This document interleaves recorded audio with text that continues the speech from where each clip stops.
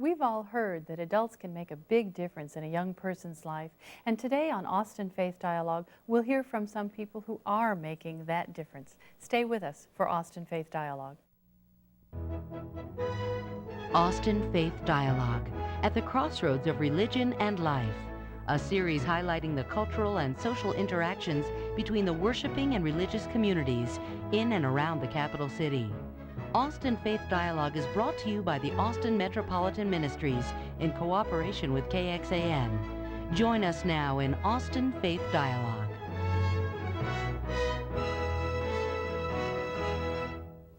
We're glad you're here today on Austin Faith Dialogue. I'm Sandy Wilder, your host, and today our topic is the Community Mentoring Network, and we have two guests with us now, a third to join us later. First, Bob Sanborn, the director of the Community Mentoring Network. Welcome. And Pamela Baker, a mentor herself and a person who works at the Texas Education Agency. Good to have you, Pamela. Thank you. Let's first tell people what the Community Mentoring Network is before we then begin to talk about your experiences. What is CMN? Okay, the Community Mentoring Network is a mentoring program from Austin Metropolitan Ministries. The program began in 1995, and it began out of a need of trying to reach young adults, trying to have some communication with them. It came out of a need of sharing friendship, of being a coach, being a role model to the youth at Travis County Juvenile Courts. And that's how the partnership started. We approached them, and we thought that it would be a great idea that if we could recruit mentors from this large community of people here in Austin, and especially Austin Metropolitan Ministries, having 150 congregations involved with them, that we could pull a lot of mentors for these kids at Gardner Betts. Sounds like a really critical community need. Oh, yes. And my guess is, Pamela, that you have, like most of us, a really busy life. You are doing lots of things, you've got a busy job, but you said yes to being a mentor. What was it about this program that pulled you in? Well, how I found out about the program is I saw an advertisement in the Sunday paper, and it looked like a real need. They requested people to be mentors. And I do work in the education field, and I do have a busy life because in what I do, I travel every other week out of town across the state of Texas. But I thought that it would be worth to be a part of somebody's life. And when I went to find out more information about it, I found out, you know, the hours weren't like every day or anything like that. So it was something that I could fit into my schedule.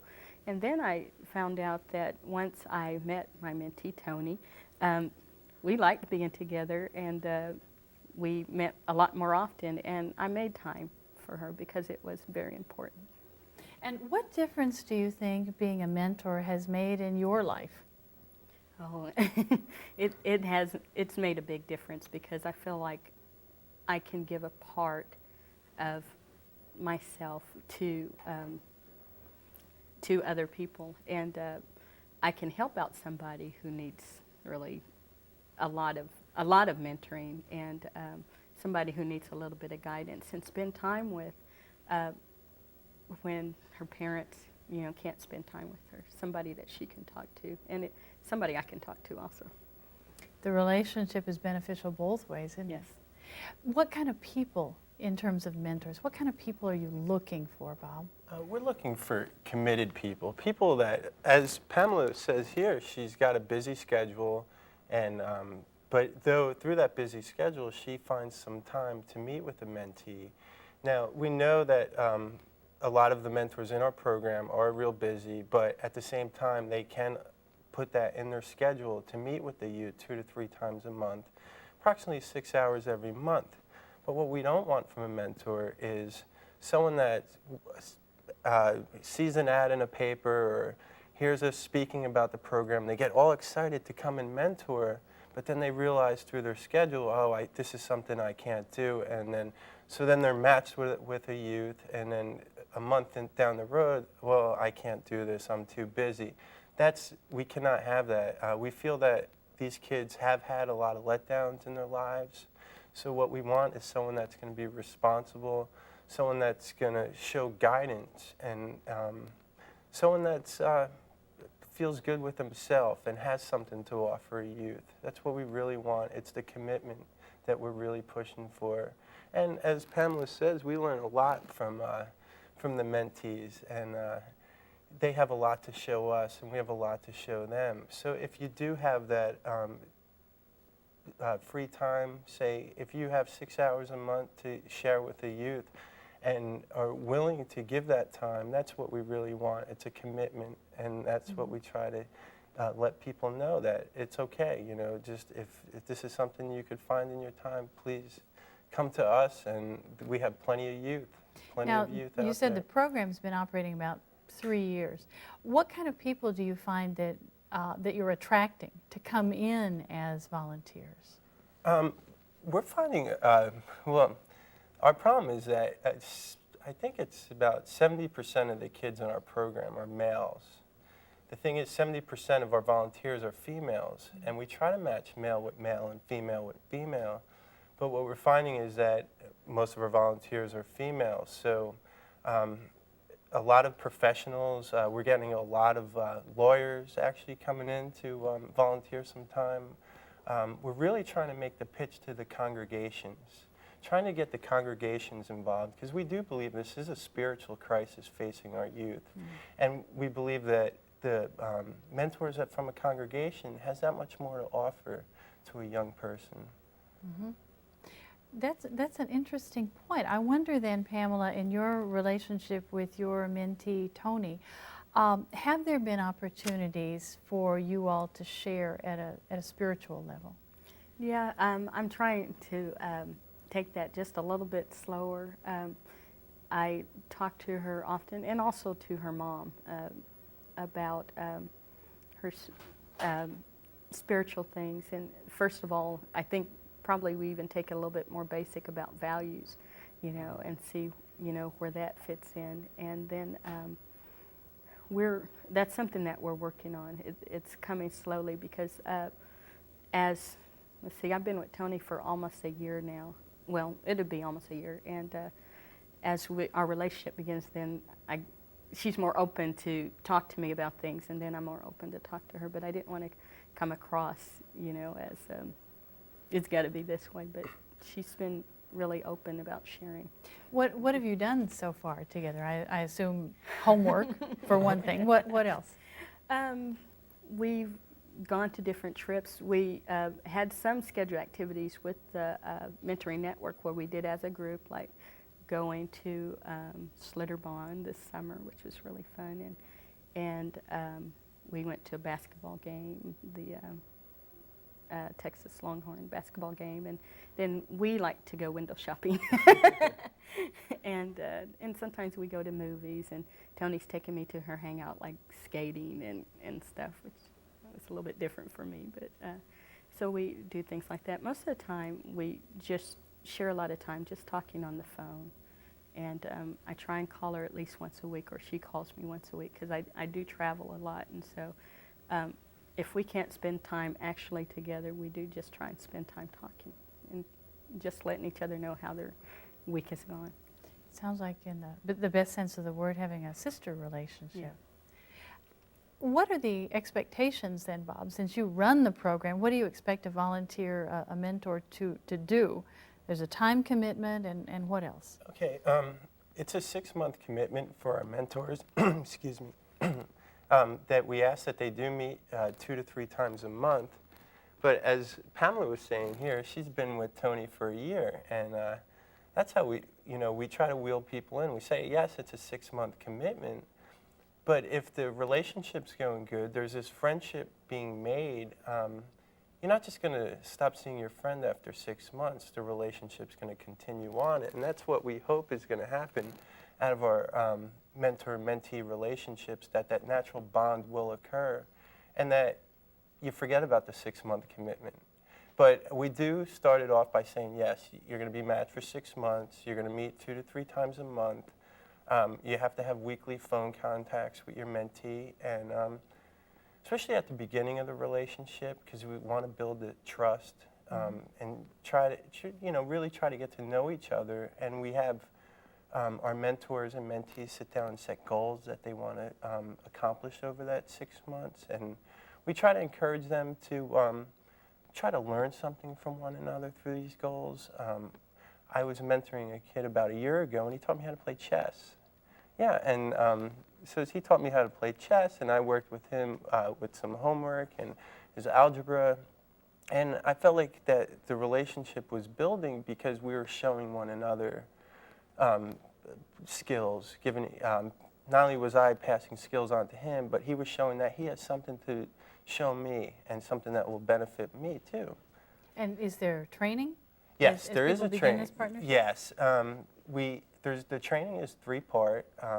It starts off with an orientation that's held at Gardner Betts, that's Travis County Juvenile Courts, and that gives all our mentors an opportunity to meet the families and the youth they'll be serving. And we have play some games together, and then we have a couple snacks and drinks. And then the second part of the training happens at Austin Metropolitan Ministries, and that's when they go through. They're facilitated on how the relationship's going to work, how they're going to meet their mentee, what the expectations are as far as time commitments, insurance, when you're going to and from meeting your mentee, also communication problems, how you could get through that. And that's where our support groups come in, because we do offer support groups for our mentors. They're bi-monthly. We also have a newsletter that comes out bi-monthly, and we really encourage our mentors and mentees to take it and write all the articles and whatever they could add to the newsletter. We really encourage it because we always tell them it is your newsletter. So, Good program.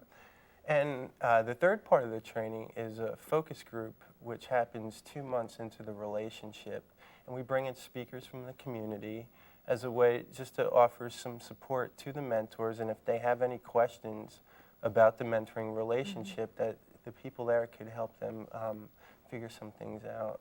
I like what you've put in place. And I want to ask you, Pamela, while you're still here in this half of the show, what difference do you suppose this relationship has made in Tony's life? Well, right now I'm really involved in what Tony does at school. And I've been talking, especially with their counselor, and she says she can really see a change in Tony from the year before, to this year. What does she see? Well, first of all, some of the reasons why the students are a part of this mentoring program is because they did get in trouble at some time, and so she doesn't see that Tony gets in trouble. Actually, everybody at school thinks she's very sweet. And also, I think one of the first things that Tony told me, like Bob had talked about where you set goals and stuff, one of the things that she had said was that she wanted to get out of the house. She's the oldest of 4 kids, and she really felt a lot of responsibilities, and so it just really gave her opportunity to just be herself, not to have to take care of her brothers and sisters, but to have, like you said, an older person, older sister to talk to, and to just have fun and be a kid. I bet she'd say the same thing if she were here. Thanks, Pamela and Bob, for the conversation thus far, and we thank you for joining us for this first half of Austin Faith Dialogue. Stay with us after the break.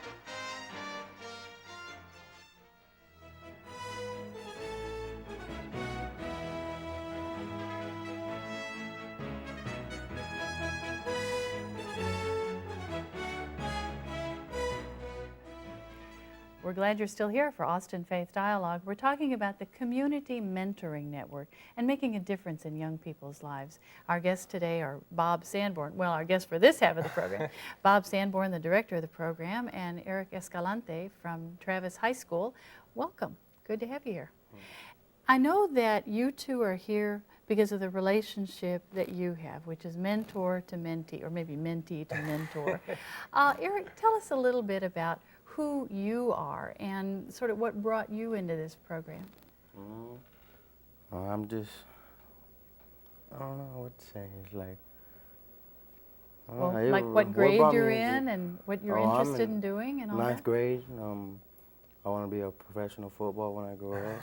When I get out of high school and go to college. Mhm. And what brought me into this, where we're in now, is that I really needed like help from my work and reading and stuff. So my counselor over there at Baker Secondary School got me into Mentee with Bob here.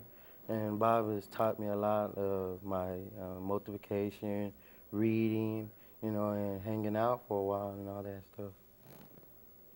Sounds like a good partnership. Yeah. And how long have you guys been together? Eric and I have been together for 3 months now, and we met, as Eric was saying, over at Baker Secondary School, and our relationship has just built since then. I'll never forget meeting him the first day in the counselor's office, and then playing a quick game of basketball, yeah, downstairs in the gym, and just really getting to know each other. You never forget. Why? Were you beat at that basketball game? I don't think so. 21 and none.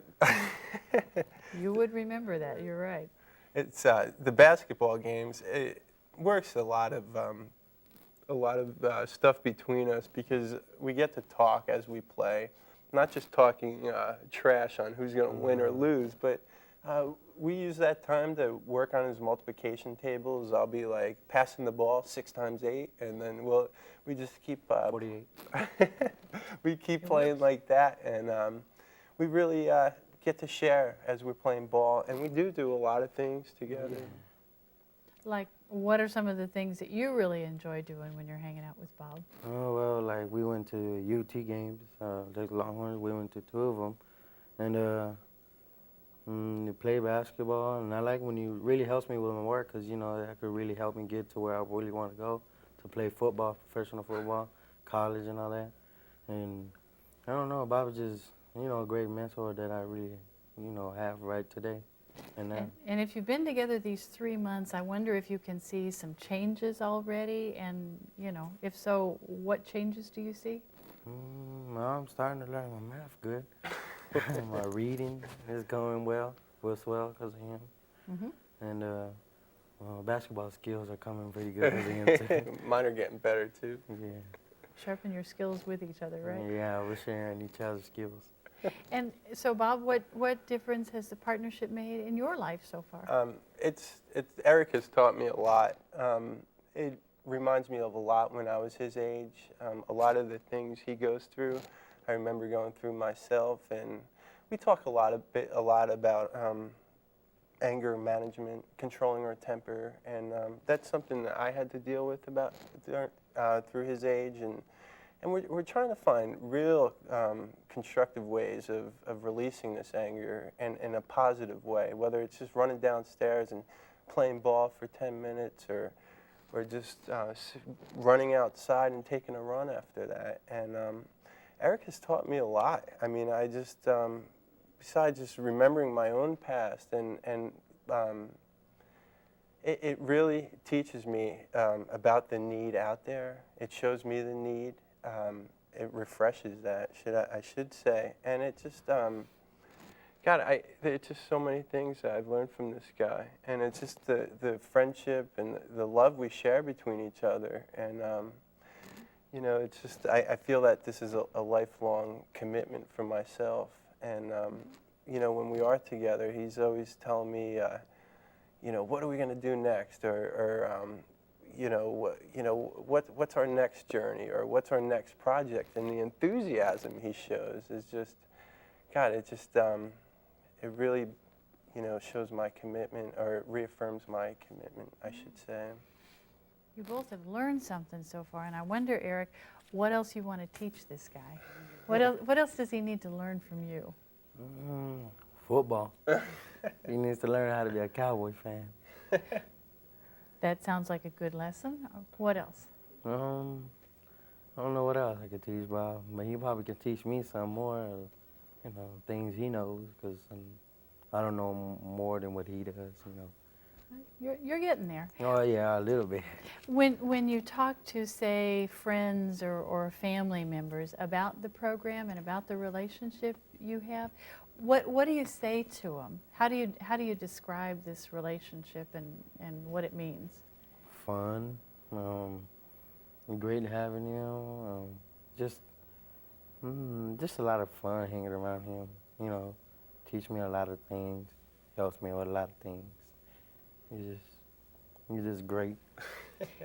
And I wonder if you were going to talk to somebody who might be a little scared, say, about getting a mentor, or might think, I don't need one of them. What would you say to that person to help convince them that this kind of relationship really is good? Well, I would say, you ought to just go for it, because, he'll teach you how to release stress, take you somewhere, like, just to get you away from your problems, and, just do a lot of things, and, you won't be in those kind of problems or stresses when you're around people like him that are nice and care about you and stuff like that. Sounds like a good speech to me.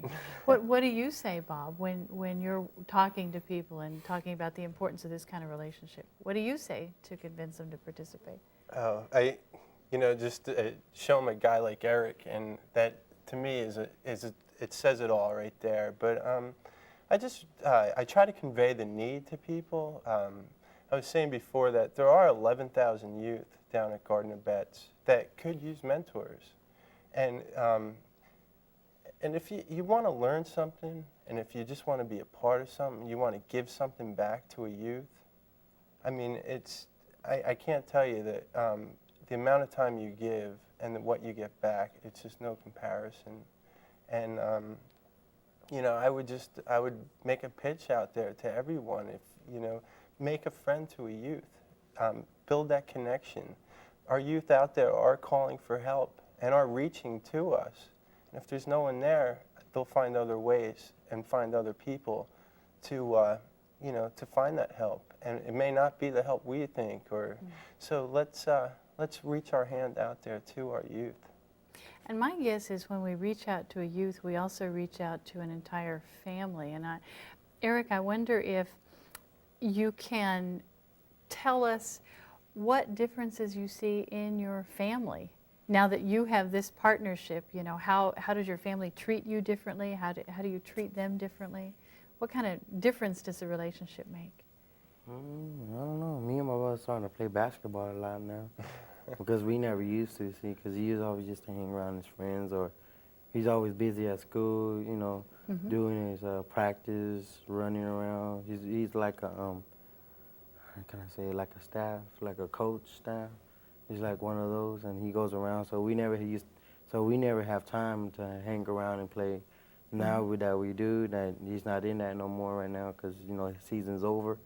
We can start playing basketball and stuff like that. Trade cards, football cards, basketball cards. Me and my sister now, she wants to start playing basketball. She's like a sports fan too. She's a Bulls fan. I'm a Bulls fan too. Okay, so that's all right in the family. Yeah, it's all right. No problems here. Nah, ain't no problems. Okay, so it sounds like you're able, because you've got this nice relationship with Bob, to also spend some more time with your family. That this mentor relationship is spilled over. Huh? Mm-hmm. And I wonder if it's made any difference for either of you. One or the other of you might want to answer, in terms of your spiritual lives. Because you're saying, Bob, that you want to reach out to people in the churches, particularly, Yes, to become mentors. And I know for a lot of us, our church participation is really important to us. So do you see any difference it's making, say, in your relationship to God or your relationship to other people in your churches? My feeling with that would be that being a spiritual person myself, I mean, it's just, I feel like that it does bring my closeness to God, and it just, if I were to take it another way, I'd say, isn't this something Christ would be doing here in my own beliefs? And I just feel like that I'm just doing that work, or you know, trying to do that work. And I think it, you know, it goes right along with going to church and doing the work of your church.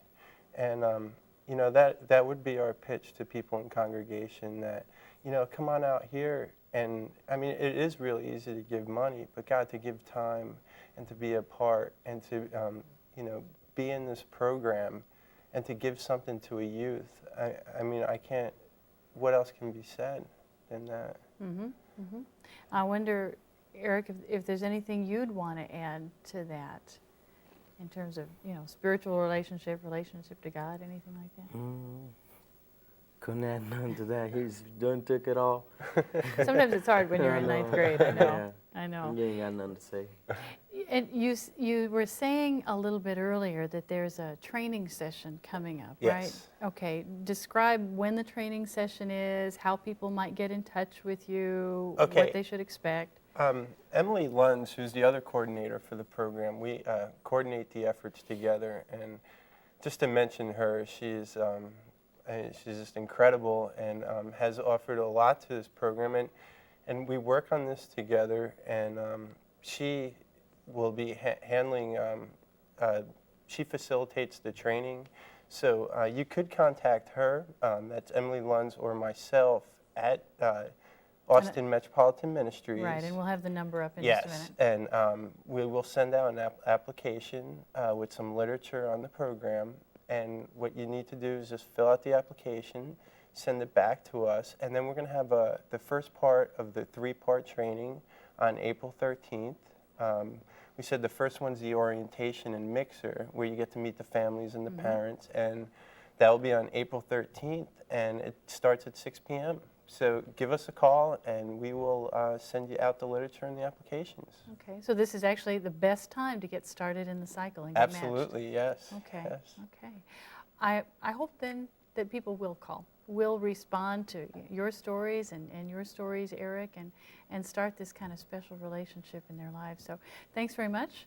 Glad we could keep you away from your homework for a little while. Thanks for being here, Ain't Eric. got no homework. And thank you for being here today, Bob. This is just an important thing. We're glad. Thank you so much. And glad you were here to join us on Austin Faith Dialogue. We'll see you next week.